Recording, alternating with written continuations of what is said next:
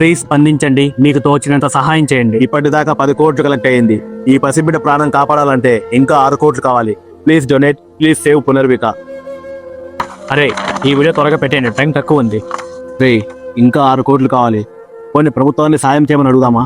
పట్టించుకుంటారంటావా? నారా లోకేష్ గారు వైసీపీ వారు సాయం అడిగినా చేస్తున్నారా? ఈ చిన్నారికి చేయడంటావా? మనకు కావాల్సింది 6 కోట్లు రా, 6 లక్షలు కాదు. లోకేష్ కూడా ఏం చేయలేడురా. చేశాడన్నా, నారా లోకేష్ సాయం చేశాడన్నా. 6 కోట్లు ఇస్తానని ముందుకొచ్చాడన్నా. ఇక్కడ చూసింటారు ఇలాంటిది. దగ్గర మన పాప కోసం నారా లోకేష్ గారు దగ్గర 6 కోట్లు అమౌంట్ పాప కోసం ట్రీట్మెంట్ కోసం సాయం చేస్తానికి ముందుకు వచ్చారు.